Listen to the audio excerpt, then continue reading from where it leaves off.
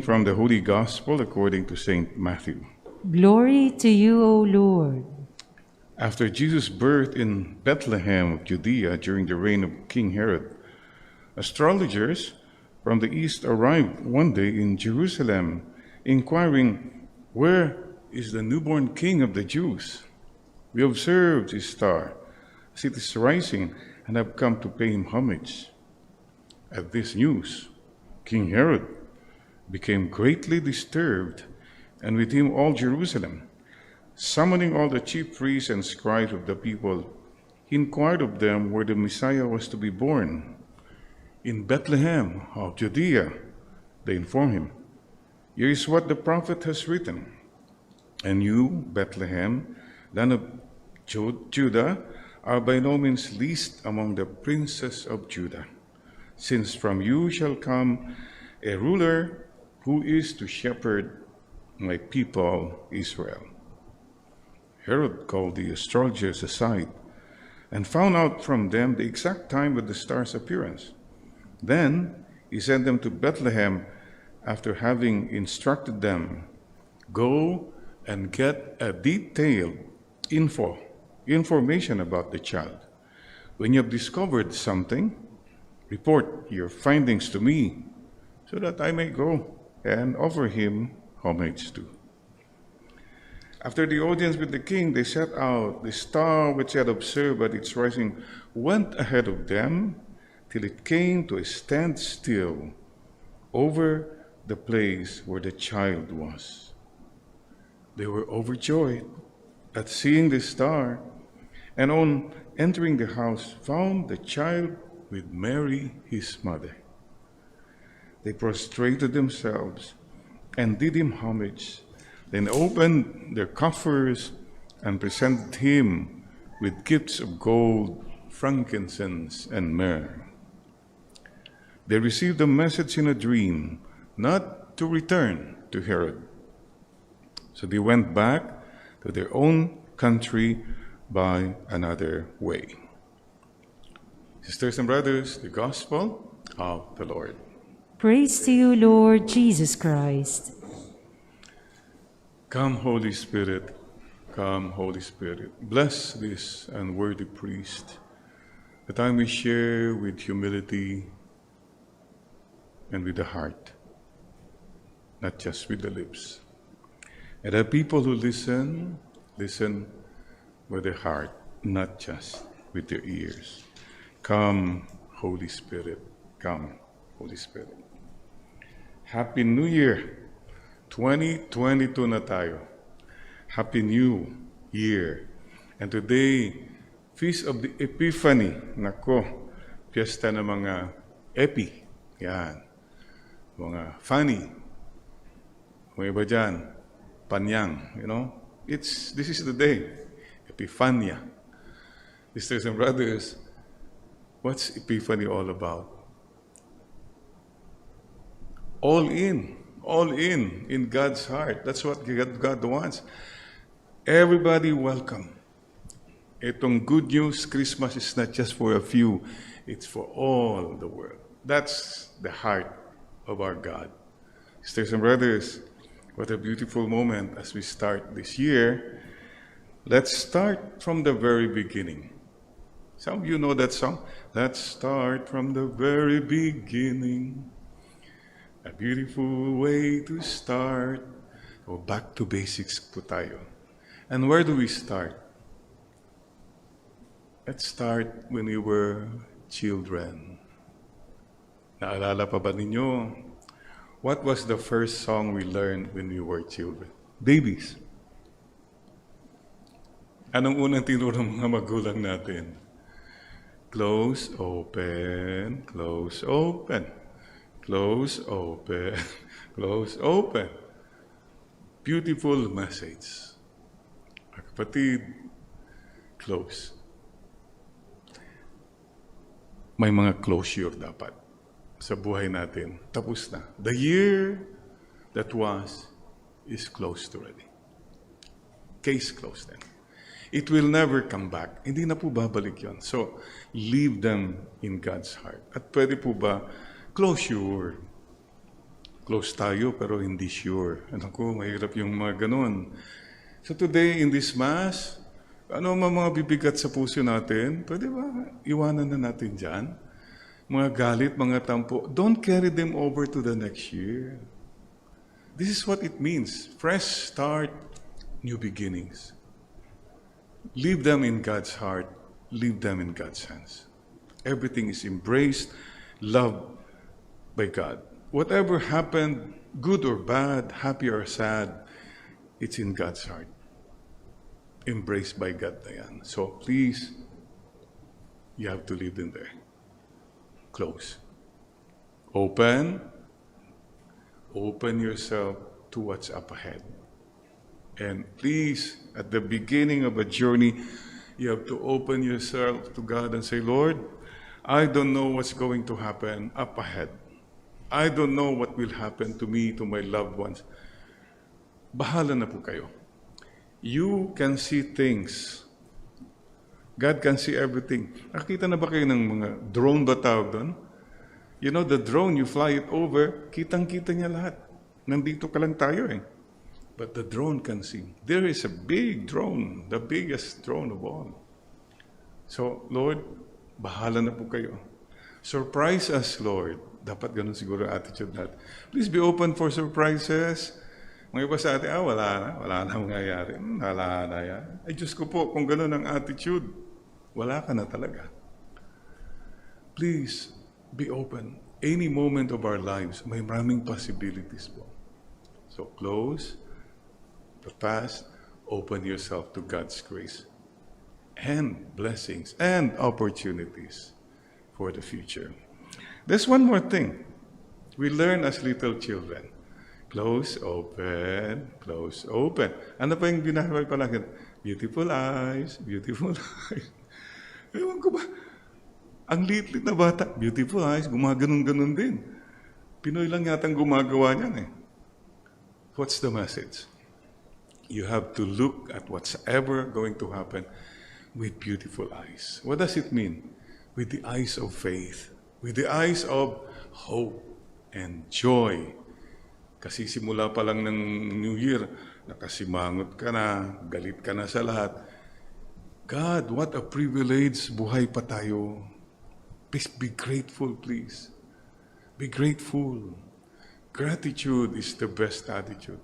And please, we keep saying, don't focus on the load. Focus on the Lord, not on the load. Just the load is there, okay, but as long as you're focused on the Lord, you'll be okay. Magaan po. Magaan.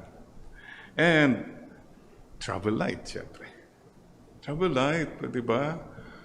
Oh, marami sa atin yata, maraming dumagdag na ngayong Pasko. O yan, it's time also to travel light.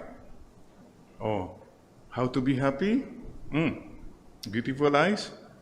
Remember the Tibetan proverb, number 1. If you want to be healthy and happy, number 1, ito eat half. Sa kainin mo lang kalahati ng dating, palagi mong hatiin mo lang yan. You'll be more healthy. Pare, kaya mong isang lechon, kalahati lang, okay na yun. Number 2, walk double. Let's start doing that.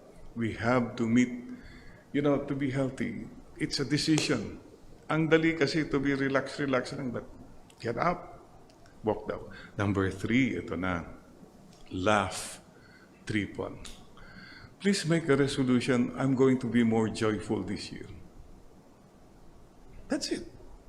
Whatever will happen, I'll be more joyful. I'll be more joyful today. Tumawa ka. Kahit walang nakakatawa, kahit mag-isa ka lang, go ahead, smile and laugh. Because the joy of the Lord is our strength. And one more thing po, as we travel on, love without measure. This is the secret of happiness. If you can forgive and continue to love without measure. Ang problema marami sa atin hanggang dito na lang. This is it. Final answer. Can you imagine if God said, this is it, wala ka na, hanggang dito ka na lang? Who of us would survive? Easier said than done, Father. Yeah, but it has to be said. It has to be done. To keep forgiving, to be patient. Ang hirap. Ang hirap po to be an instrument of peace.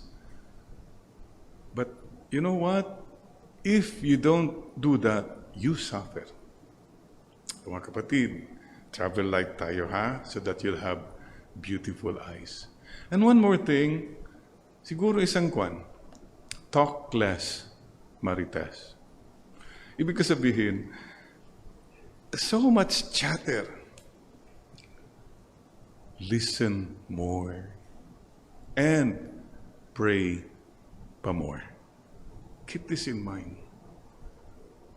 There's so much noise. I guess all we're saying is you have to really learn to be still. Know that I am God. Sisters and brothers, one more song. You remember?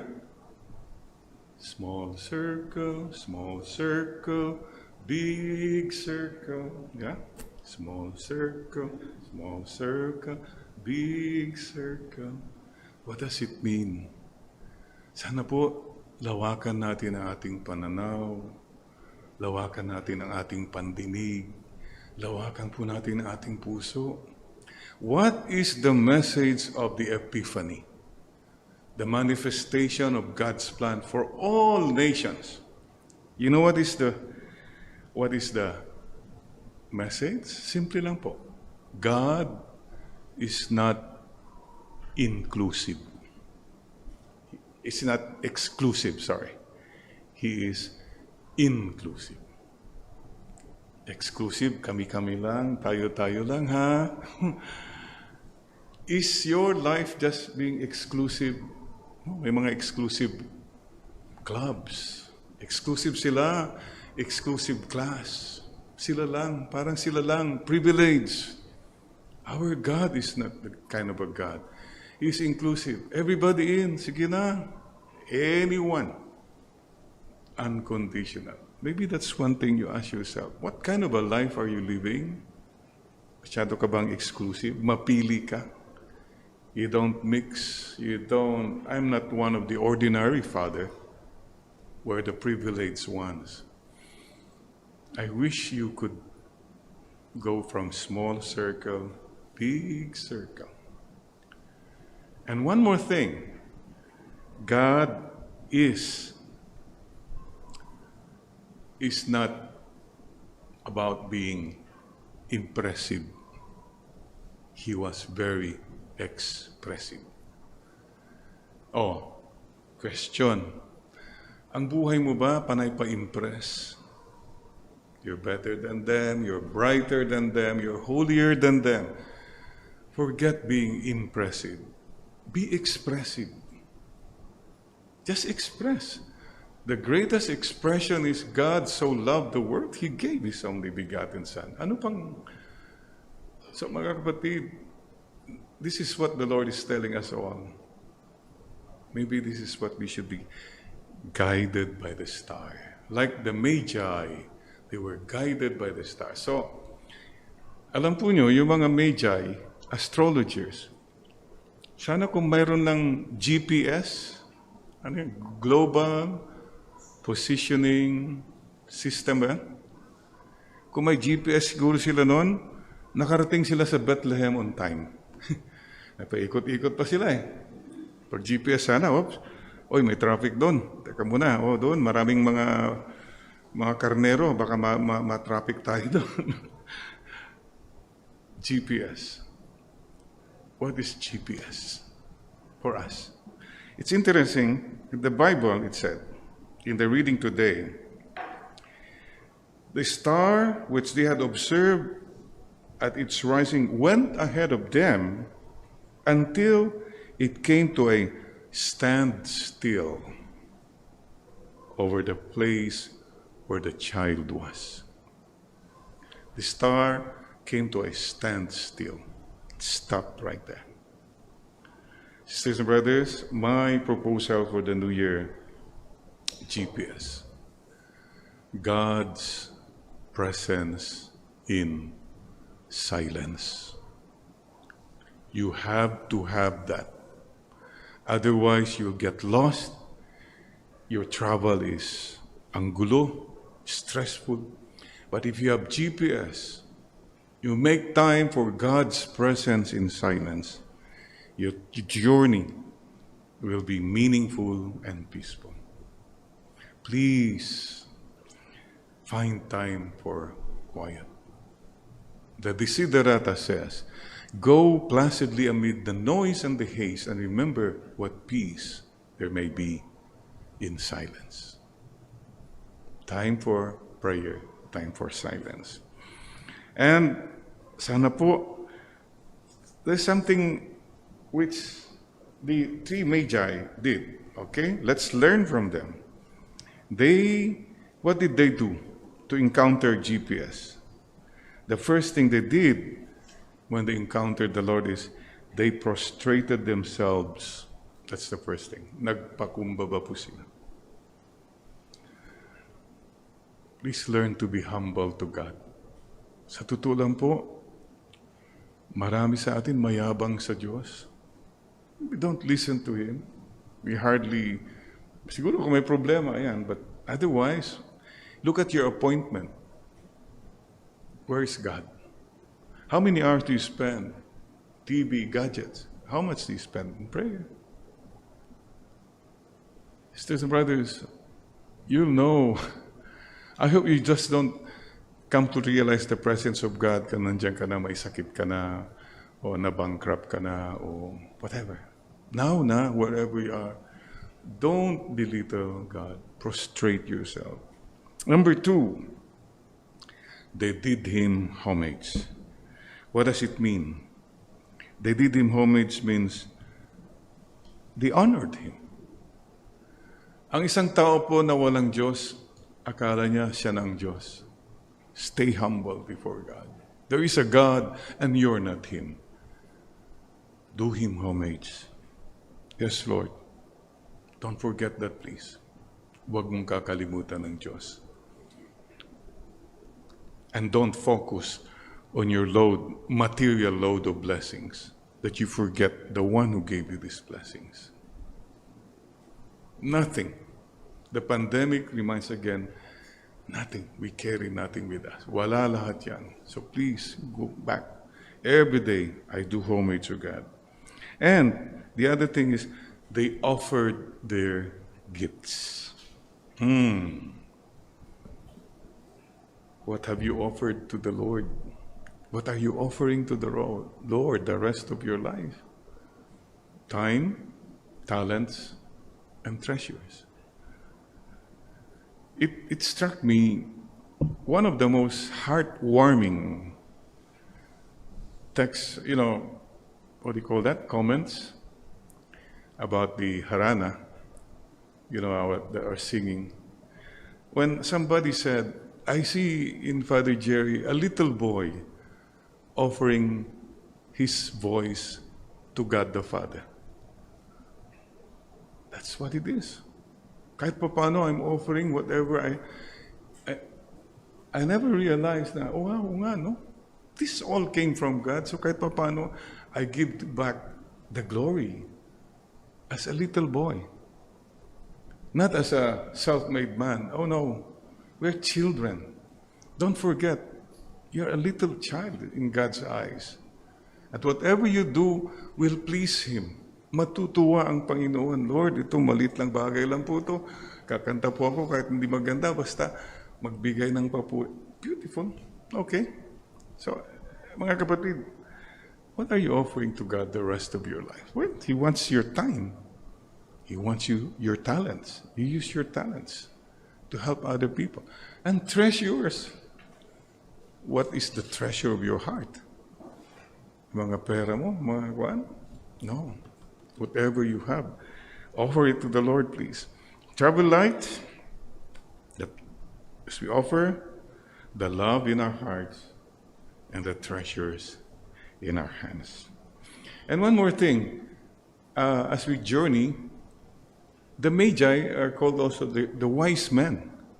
Right? 3 kings of wise men. Iniisip ko, 3 wise men. Wise eh. How they traveled together, nag-coordinate sila. In other words, hindi sila nag-away-away.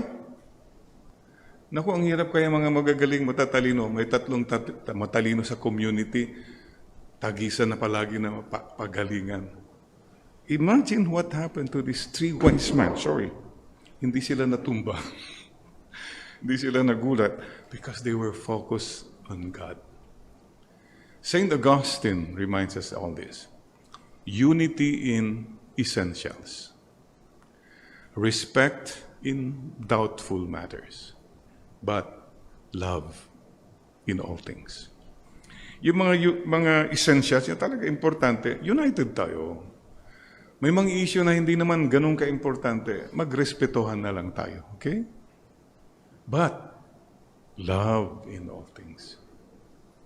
Please keep this in mind. Doon ako saludo sa wise men na yun. Nakarating sila. Coordinated.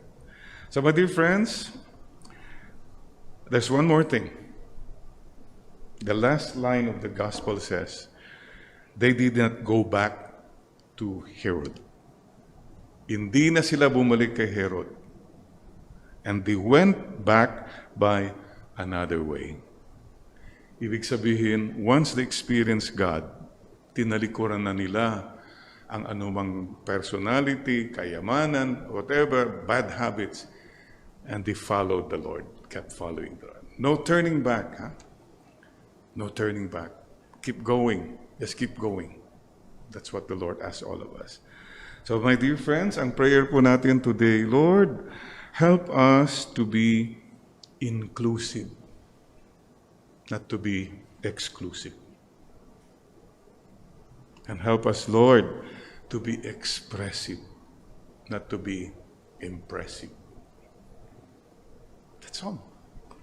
So that we can continue our journey, guided by the star. Jesus Christ is the superstar. All others, especially too as we come to the elections, those trying to be superstars, please, no, it's the Lord.